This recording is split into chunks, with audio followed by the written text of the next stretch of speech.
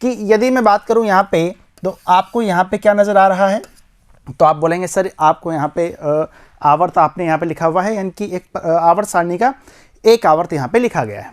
अच्छा, यदि इसमें मैं यहाँ पे z इफेक्टिव की बात करता हूँ, यानी कि प्रभावी नाभिकीय आवेश की बात करता हूँ, तो आपको पता है कि सर आकार यहाँ पे आवर्त में यदि मैं जाता हूँ तो आकार क्या होता है, आकार क्या होता है, कम होता है।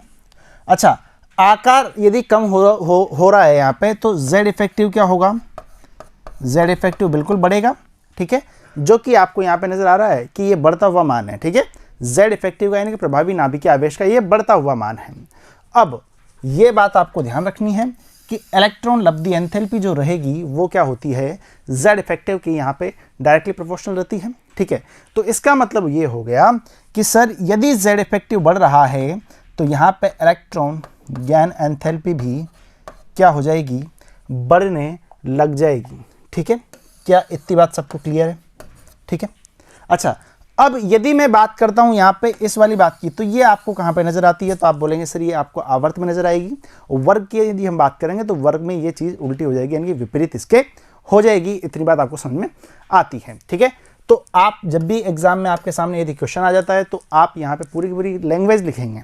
कैसे कि यदि हम आवर्त में बाएं से दाएं जाते हैं तो आकार वहाँ पे कम होता हुआ नजर आता है, जिसके फलस्वरूप क्या हो रहा है, z इफेक्टिव बढ़ रहा है। और हमें पता है कि z इफेक्टिव किसके डायरेक्टली प्रोपोर्शनल है, EGE के, तो वहाँ पे EGE का यानी कि इलेक्ट्रॉन लब्धि एंथैल्पी का मान बढ़ रहा है। ठीक है, चलो जी, अब परिरक्षण प्रभाव की बात करेंगे।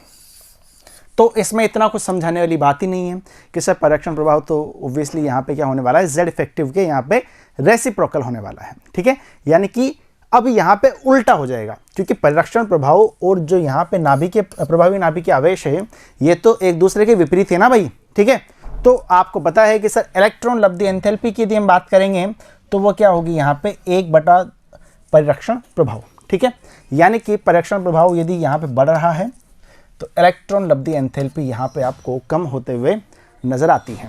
अच्छा, बात करते हैं यहाँ पे आवर्त की, बात करते हैं आवर्त की, और बात करते हैं यहाँ पे वर्ग की। आवर्त में आप यहाँ से यहाँ पे जा रहे हैं। ठीक है, अच्छा आकार, आकार क्या हो रहा है, तो आप बोलेंगे सर आकार यदि बाएं से दाएं जाते हैं तो क्या होता है, कम होता है।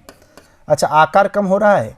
अच्छा, z इफेक्टिव का मान बढ़ रहा है, z इफेक्टिव बढ़ रहा है, तो मुझे बताओ जो परिरक्षण प्रभाव होगा यानी कि शील्डिंग इफेक्ट जो होगा वो क्या होगा, तो आप बोलेंगे सर वो कम हो रहा होगा, एक दूसरे के विपरीत है। तो आप मुझे बताइए कि z इफेक्टिव यदि बढ़ रहा है, ये यदि कम हो रहा है, तो यहाँ पे इलेक्ट्रॉन गैन एंथैल्पी क्या होगी, बोलो भाई क्या होने वाली है, ये यहाँ पे बढ़ने वाली है। क्यों, क्योंकि इसके डायरेक्टली प्रोपोर्शनली है ना। ठीक है, अच्छा अब यदि मैं बात करता हूँ यहाँ पे वर्ग की, तो वर्ग में ये चीज़ कैसे होगी, तो आप बोलेंगे सर वर्ग में हम यहाँ से यहाँ जा रहे हैं। ठीक है, अच्छा आकार यहाँ पे क्या होगा, तो आप बोलेंगे सर आकार तो यहाँ पे क्या होने वाला है, बढ़ने वाला है, यानी कि आकार क्या होने वाला है, बढ़ने वाला है। अच्छा, आकार यदि बढ़ रहा है तो इसका मतलब ये हो गया कि सर z इफेक्टिव जो होगा वो क्या होगा, यहाँ पे कम होगा। अच्छा, z इफेक्टिव यदि कम हो रहा है तो शील्डिंग इफेक्ट यानी कि परिरक्षण प्रभाव क्या होना चाहिए, बढ़ना चाहिए। अच्छा, शील्डिंग इफेक्ट यदि बढ़ रहा है तो भाई मेरे यहाँ पे सीधी बात समझ आती है, इससे भी रिलेट कर लो, इससे भी कर लो, कैसे भी करके देख लो, जो EGE है वो क्या होने वाली है, यहाँ पे कम होने वाली है। और ये वाली बात तो सर हमने वहीं पे जान ली थी। ठीक है, ये वाली बात तो हमने वहीं पर जान ली थी, यानी कि ये जो यहाँ पे कारक हैं बिल्कुल सत्य साबित हुए हैं, यानी कि इन दो कारकों का इलेक्ट्रॉन गैन एंथैल्पी पे किस प्रकार से प्रभाव पड़ता है, तो आप ये यहाँ पे देख सकते हैं पूरी की पूरी कहानी। ठीक है, अब शायद आपको यहाँ पे इलेक्ट्रॉन गैन एंथैल्पी में कुछ भी यहाँ पे डाउट नहीं रहा होगा, पूरी चीज़ें आपको क्लियर हो चुकी होगी। ठीक है, तो अब अगली क्लास में हम जो जानेंगे वो क्या होगा कि सर इसकी आवर्तिता के बारे में पढ़ाओगे, यानी कि यही चीज़ मैं एक बार फिर से रिवाइज कर दूंगा। ठीक है, कि वर्ग में किस तरह से जा रहे हैं, आवर्त में किस तरह से जा रहे हैं, तो आपका एक तरीके से रिवीजन हो जाएगा, एक तरीके से दिमाग में पूरी की पूरी पिक्चर आपके सेट हो जाएगी। ठीक है, तो मिलते हैं अगली वीडियो में, धन्यवाद।